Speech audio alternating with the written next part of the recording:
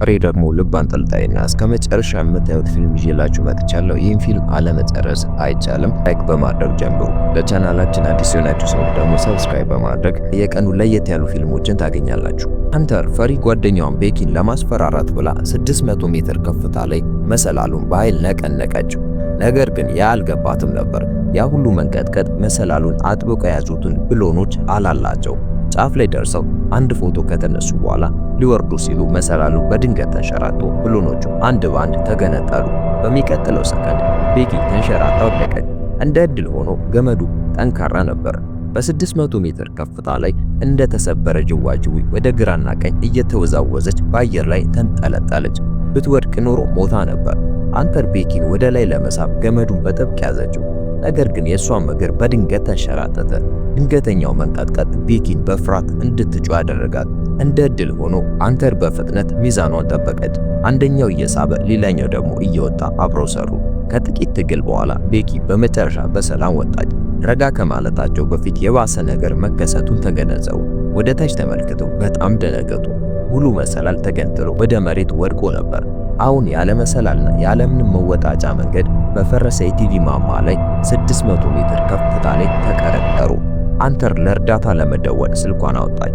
ነገር ግን ያን ያህል ከፍታ ላይ ኔትወርክ አልነበረም።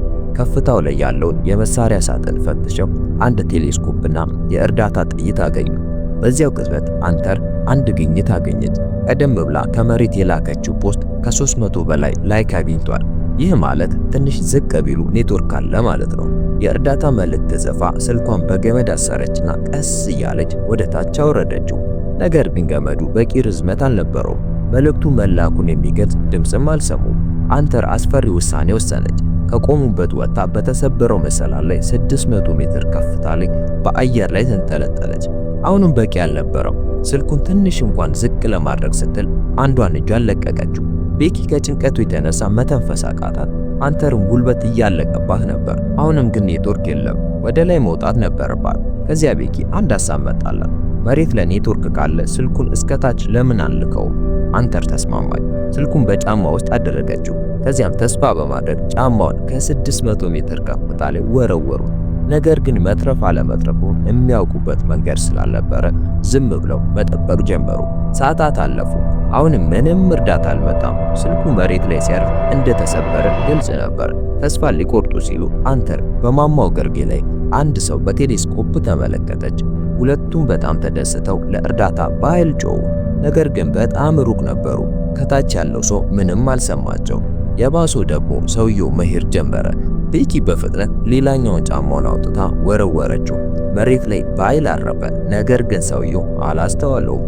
ሁለተኛው ወረወረችው። በዚህ ጊዜ የብረት ምሰሶ መቱ ከፍተኛ ድምፅ አሰማ። ሰውየው ዞር ብሎ ተመለከተ። ጫማውን አነሳው። ግን የሚገርመው በፍጹም ቀና ብሎ አልተመለከተም።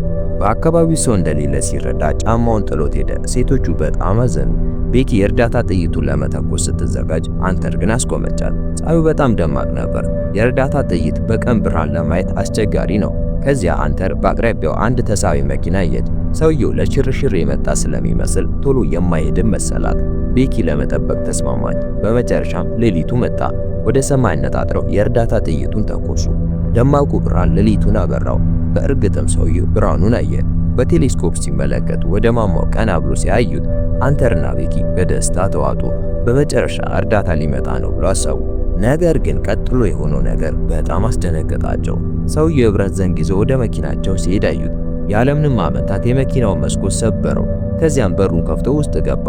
ሞተሩ ተነሳ። መኪናቸው እየተሰረቀ ነበር። የመጨረሻ ተስፋቸው ሲጠፋ እያዩ በ2000 ጫማ ከፍታ ላይ ብቻቸውን ቀሩ። አሁን ማድረግ የሚችሉት ሌባው ሕሊና ኖሮት እርዳታ እንዲጠራላቸው መጸለይ ብቻ ነበር። እስከ ቀጣዩ ጠዋት ድረስ ጠበቁ። ነገር ግን ምንም እርዳታ አልመጣም። እንዲህ መቀጠል አይችሉም ነበር። ከአንድ ቀን በላይ ውሃ አልቀመሱ። ራሳቸው እንደው ማዳን ነበረባቸው። ስለዚህ ሃንተር ትልቅ አደጋ ለመጋፈጥ ወሰነ። ገመዱን አስራ ከታችኛው ትልቁ ዲሽ ላይ የቀረውን ቦርሳ ለማምጣት ወሰነች። ቤኪ እንዳታደርገው ብትለምናትም ሃንተር አልሰማቻትም። የገመዱን አንደኛው ጫፍ ምሰሶ ላይ አስራ ቀስ እያለች በማማው ጎን ወረደች። በድንገት እጇ ተንሸራተተና በአየር ላይ ተንጠለጠለች። በገመዱ ተንጠልጥላ ራሷን ለመቆጣጠር ታገለች። ከዚያም በጥንቃቄ ወደ ታች መውረዷን ቀጠለች። ነገር ግን የገመዱ ጫፍ ላይ ስትደርስ ቦርሳ አሁንም በጣም ሩቅ ነበር። በአንድ እጇ ለመድረስ ብትሞክርም አልቻለችም። ቤኪ ከላይ ሆና በጣም ፈርታ ነበር። ቤኪ አንተር ተመልሳ እንድትወጣ ለመነቻ። ነገር ግን አንተር ሌላ እብድ ሐሳብ ነበራት። ያለምንም ጥበቃ ተንጠልጥላ የሚጠብቃትን ገመዱንም ፈታችው። ገመዱን በአንድ እጇ ይዛ ሌላኛዋን እጇን ወደ ቦርሳው ዘረጋች። በአየር ላይ ወዘወዘች። አሁንም ሊደርስ ስላልቻለ የማማውን ግድግዳ በእግሯ በመግፋት ተወንጭፋ ቦርሳውን ያዘች። በጣም የሚያስደነግጥ ነበር፣ ግን በሆነ መንገድ ትልቁ ዲሽ ላይ በሰላም አረፈች። አንተር ወዲያውኑ ቦርሳዋን ይዛ ውሃውን አመጣች። በከፍተኛ ጥማት ውሃውን ጠጣችው። ቤኪ ከላይ ሆና ምራቅ እያወጣች ትመለከታት ነበር። አሁን ቦርሳውን አግኝቷል፣ ግን አንተር እንዴት ተመልሳ ትወጣለች? ቀስ ብላ ቆመችና ወደ ገመዱ ለመጠጋት ሞከረች። ነገር ግን እጇ ሊደርስም አልቻለም። ከዚያ አንድ ሐሳብ መጣላት። በቦርሳ ውስጥ የነበረውን ሰልፊ ስቲክ አውጥታ ገመዱን ለማንጠልጠል ሞከረች። በድጋሚ ልጠይቃችሁ፣ ላይክ እና ሰብስክራይብ ሳታደርጉ የምታዩ ሰዎች አሁን ላይክ አድርጉ እና ሰብስክራይብ አድርጉ። ቦርሳውን በገመዱ ላይ ለማንጠልጠል ብትሞክር ቦርሳው በጣም ከባድ ነበር። ደጋግማ ሞከረች፣ ምንም አልሰራም። ተስፋ ልትቆርጥ ስትል በመጨረሻ ቦርሳውን በገመዱ ላይ አጠለቀችው። አንተር ቦርሳው ላይ አተኩራ ዘለለችና በአየር ላይ ሳለች ያዘችው። ቤኪ ከላይ በድንጋጤ ትንፋሿ ተቋረጠ። ከዚያም በሙሉ ኃይሏ መሳብ ጀመረች። ይህ በእንዲህ እንዳለ አንተር በፍጥነት ወደ ላይ ወጣች። አሁን የቀረውን መሰላል ይዛ መውጣት ብቻ ነበር የቀራት። ነገር ግን በዚያ ቅጽበት አንድ ችግር ተከሰተ።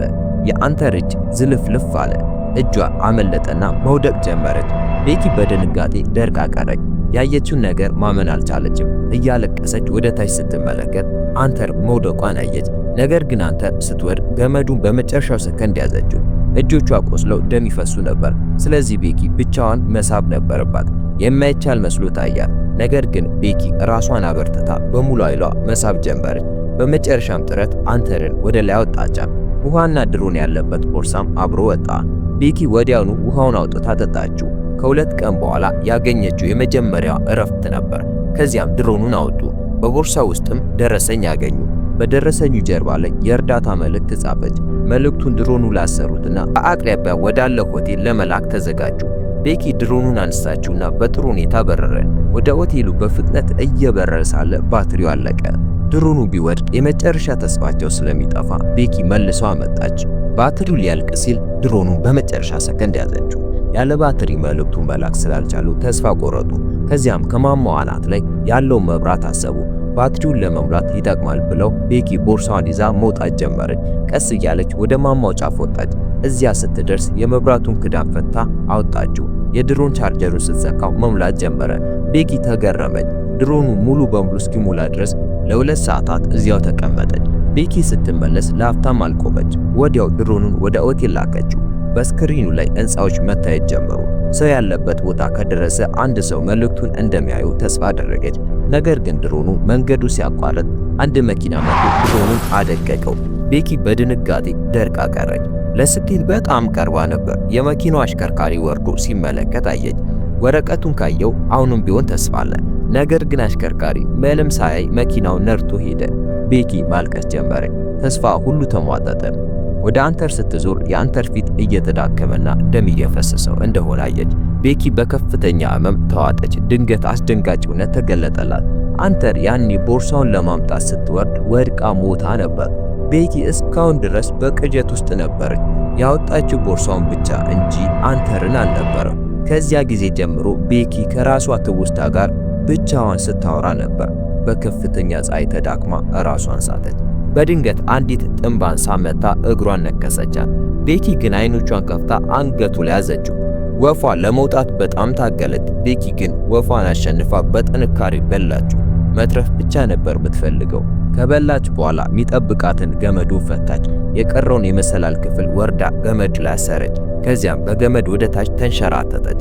በዚህ ጊዜ ምንም ማመንታት አልነበረባትም። እንቅስቃሴዋ ፈጣንና በራስ መተማመን የሞላበት ነበር። ትልቁ ዲሽ ላይ አረፈች። የአንተርን አስክሬን ስታይ በአዘን ተዋጠች። ነገር ግን ቀጥሎ ያደረገችው ነገር የሚያስደነግጥ ነበር። ለአባቷ የእርዳታ መልእክት ጻፈች። ከዚያም የአንተርን ጫማ አውጥታ ስልኩን በጫማ ውስጥ አደረገችና በአንተር አስክሬን ቁስል ውስጥ ከተተችው። ከዚያም አስክሬኑን ከ2000 ጫማ ከፍታ ላይ ወደ ታች ገፋችው። ስጋውንና ጫማው ስልኩ እንዳይሰበር ስለሚከለክሉት መሬት ላይ ሲደርስ ኔትወርክ አግኝቶ መልእክቱ ተላከ። አባቷ ጄምስ መልእክቱ ደረሰው። ወዲያው 911 ደውሎ ወደ ቦታው መጣ። ቤኪ በመጨረሻ ተረፈች። አባቷን ስታይ እቅፍ ውስጥ ገብታ ማልቀስ ጀመረች። ታሪኩን ከወደዳችሁት ላይክ አድርጉ። ሰብስክራይብ በማድረግ ደግሞ በየቀኑ በአዲስ ፊልም እንገናኝ።